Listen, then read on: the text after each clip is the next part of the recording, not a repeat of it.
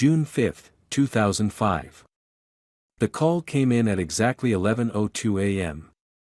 Maribel Cruz's voice trembled as she spoke to the 911 dispatcher, her words barely audible through panicked breaths. "Please, you must come.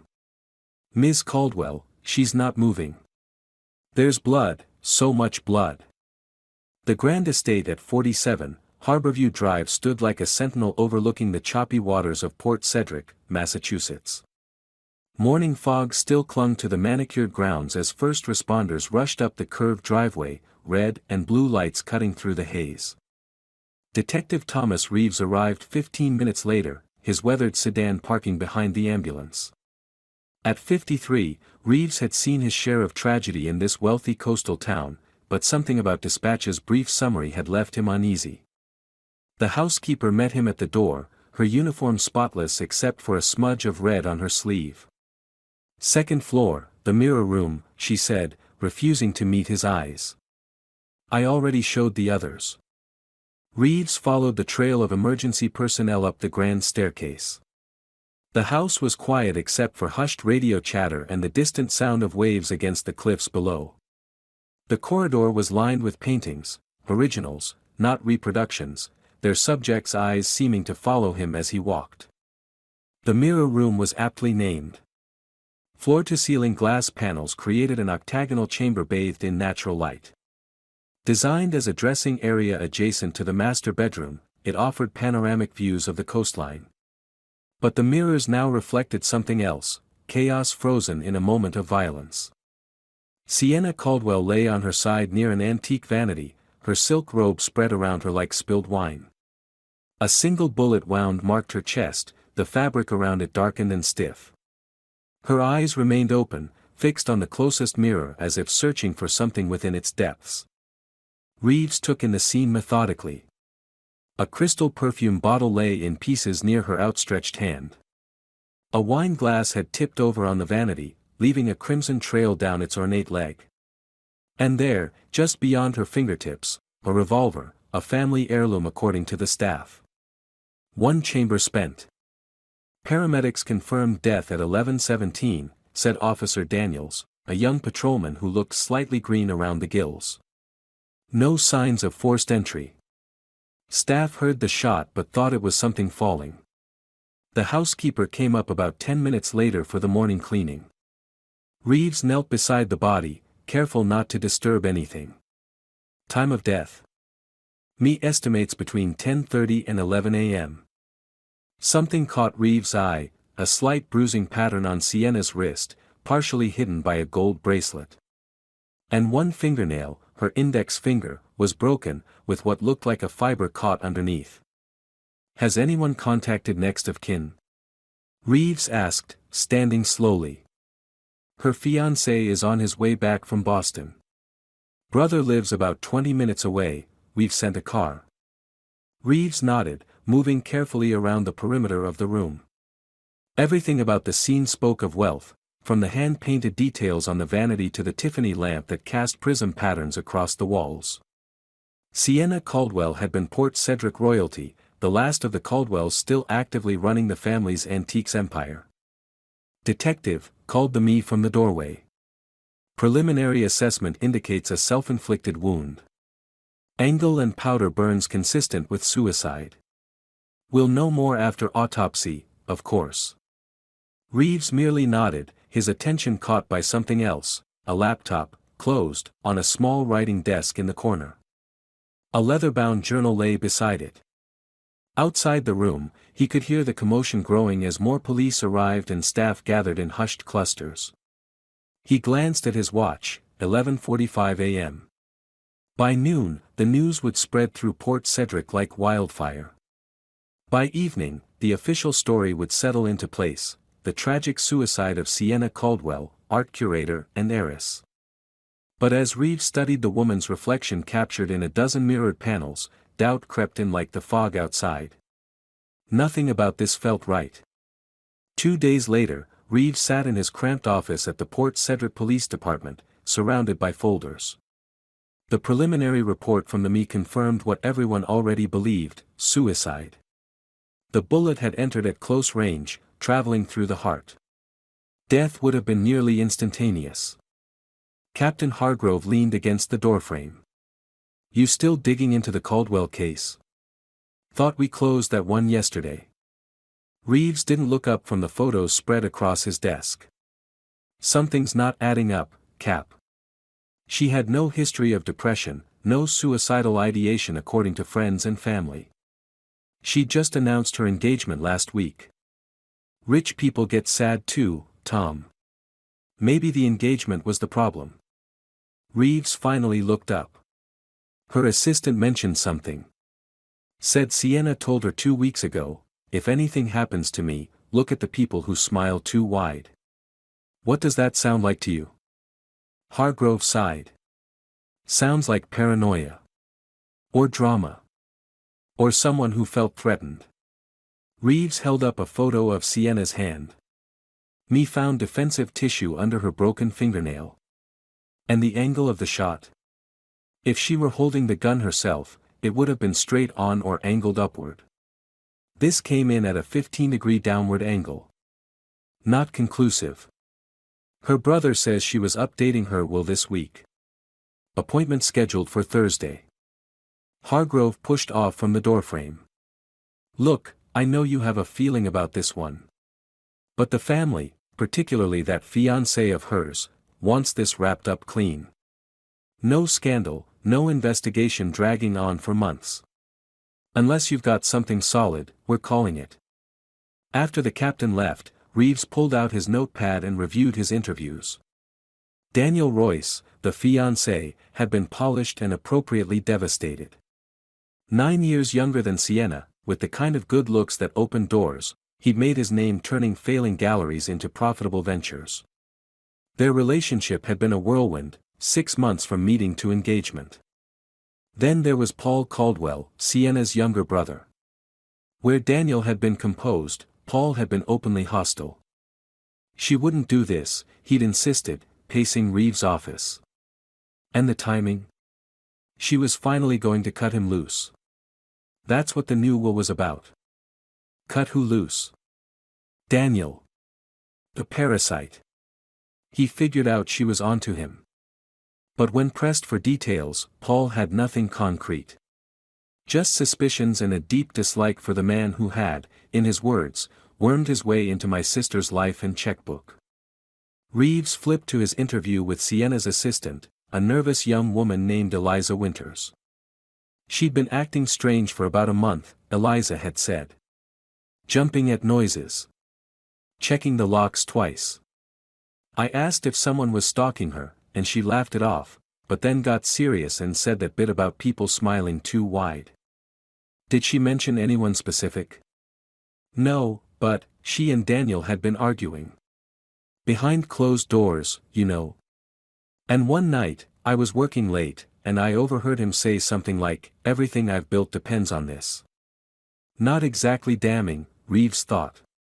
People argued. Relationships had tensions. He turned to the tech report. Sienna's laptop had been examined, nothing suspicious found, though the browser history showed she'd been researching something called art provenance fraud the night before her death. The diary contained only mundane entries about gallery events and renovation plans for the estate. With a sigh, Reeves closed the folder. Without more evidence, this would remain what everyone wanted it to be, a tragic end to a troubled woman. Case closed. 7 days after Sienna's death, her funeral drew Port Cedric's elite to St. Mary's Church. Reeves stood at the back, observing. Daniel sat in the front row, one arm around an elderly woman Reeves identified as Sienna's aunt. Paul Caldwell sat across the aisle, alone and rigid. After the service, as mourners mingled outside, Reeves approached Maribel Cruz, who stood apart from the crowd. Ms. Cruz, I wanted to ask you something about the morning you found Ms. Caldwell. The housekeeper's eyes darted nervously. I told everything to the police already. I am the police, Reeves reminded her gently. Just one detail I'm unclear on. You said the mirrors in the room were all intact when you arrived? She nodded. Yes. All perfect. It was only later, after police came, that one cracked by itself. From the heat, maybe. Reeves frowned. Which one cracked? The one facing where she was. When I looked at it, I thought. She stopped. What did you think, Ms. Cruz? It sounds crazy, but I thought I saw someone else in the reflection. Just for a moment, standing where no one was standing. Then the glass cracked, right down the middle. Before Reeves could ask more, Daniel Royce approached, his hand extended. Detective Reeves, isn't it? I don't believe we've been properly introduced. Up close, Royce was even more charismatic, the kind of man who commanded attention without trying. His handshake was firm but brief. I understand you've been thorough with this investigation, Royce continued. The family appreciates your diligence, but we're hoping to find closure now. Just tying up loose ends, Reeves said, watching the man's expression. Will you be staying in Port Cedric? Something flashed across Royce's face, annoyance. Concern. For a while. There's the estate to settle, of course. Sienna left everything to me, which has caused some friction.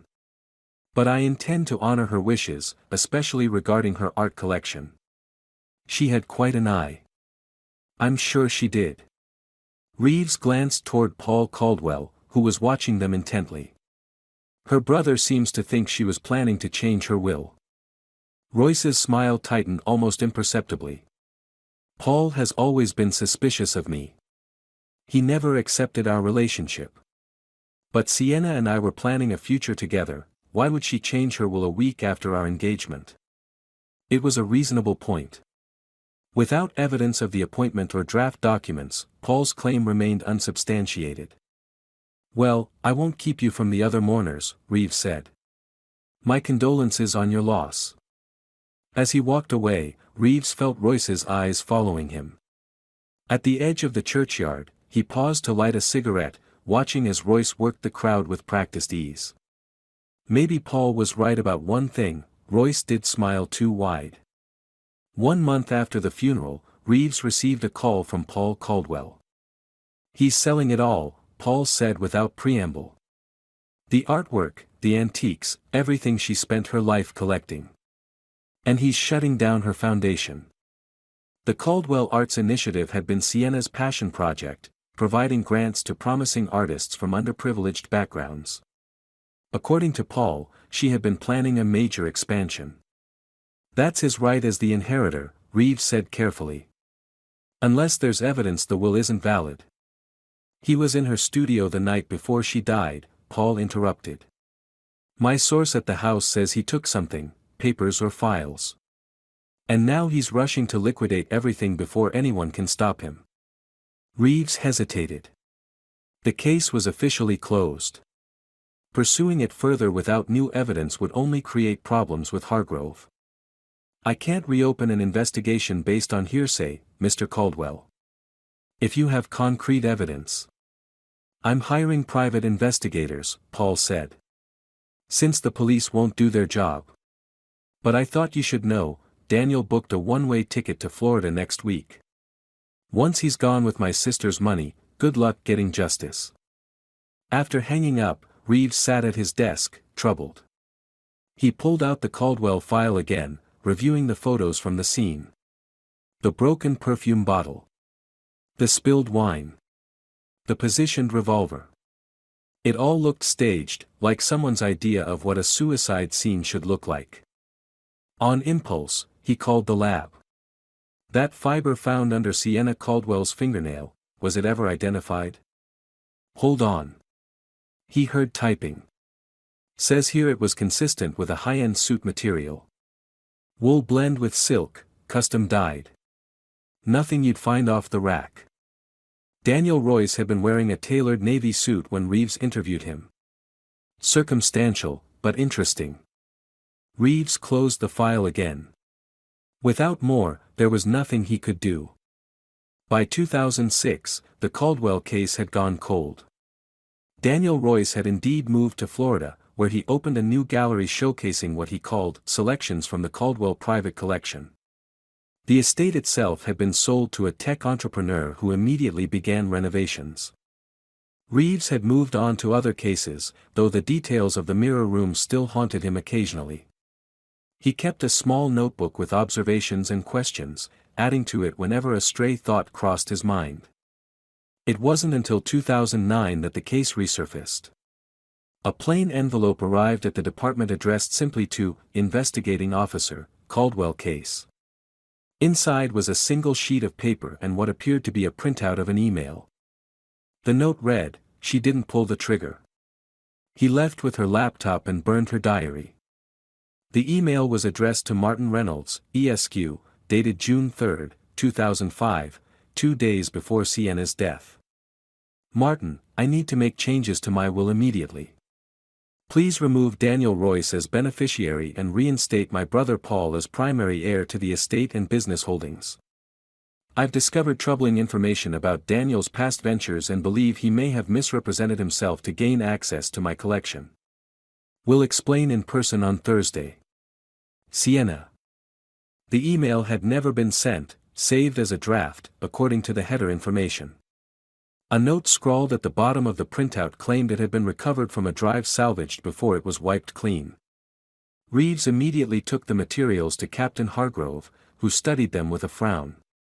Anonymous tip, unverified email that may have been fabricated, it's thin, Tom. But enough to reopen the case, Reeves pressed.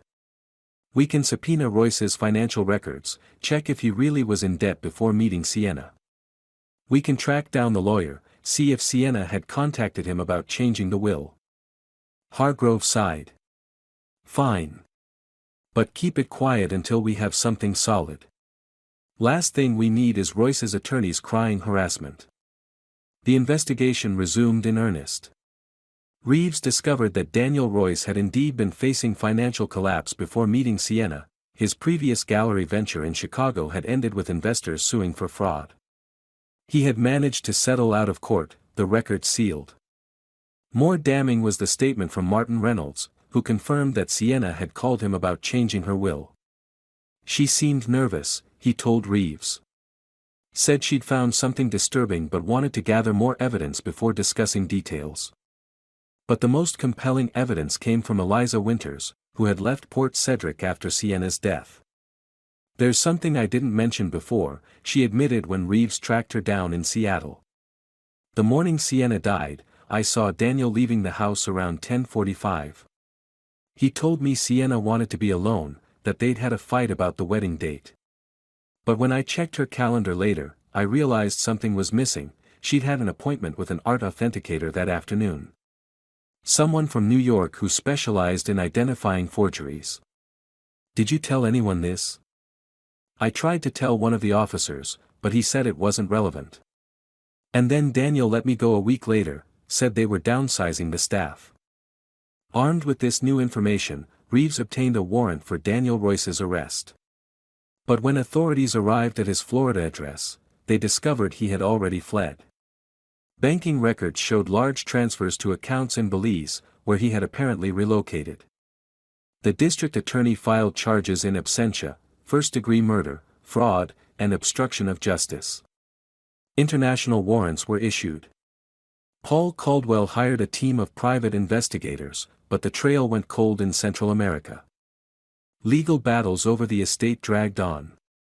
Without Royce in custody and with the evidence still largely circumstantial, the courts were reluctant to invalidate Sienna's original will. The Caldwell collection remained scattered, much of it sold to private collectors who had no idea of its bloody provenance. In 2015, Reeves retired from the Port Cedric Police Department. His last official act was to update the Caldwell file, still officially open but inactive. On his final day, he drove out to what had once been the Caldwell estate. The new owners had completely renovated the property, erasing most traces of its former occupants. Reeves had heard from the contractors that the mirror room had been particularly challenging. Every piece of glass had been removed, the walls covered with cedar panels. As he stood outside the property, an older woman approached from the neighboring estate. He recognized her as Mrs. Donovan, a longtime Port Cedric resident. "You're that detective, aren't you?" The one who never believed it was suicide. Reeves nodded. I'm surprised you remember. Oh, we all remember. Such a tragedy. She looked up at the house. They've changed everything, you know. But some things can't be changed so easily. What do you mean? Mrs. Donovan lowered her voice. The new family doesn't talk about it, but the staff does. They say no matter how many times they paint that cedar room, a red handprint always reappears near the east wall. And sometimes, in the middle of the night, they hear the sound of glass breaking, or a wine glass tipping over. Reeves didn't put much stock in ghost stories, but something about her words resonated with the unease he'd felt in that room 10 years earlier. Do they ever hear anything else? He asked, not sure why. Mrs. Donovan nodded solemnly. The housekeeper, not Maribel, she left years ago, says sometimes she hears a woman's voice. Always the same words, look at who smiles too wide. Reeves thanked her and returned to his car. In the glove compartment was the file he'd unofficially kept, including the anonymous letter and email printout. He added a final note about his conversation with Mrs. Donovan, then closed the folder. Somewhere in Belize, or perhaps having moved on to another country with lax extradition laws, Daniel Royce was living off the proceeds of Sienna's life's work. Justice remained elusive, the case unsolved in any satisfying way. But as Reeves drove away from Port Cedric for the last time, he couldn't shake the feeling that someday, somehow, the mirror room would reveal its final secrets. After all, glass remembers everything it reflects, even the things we try to erase.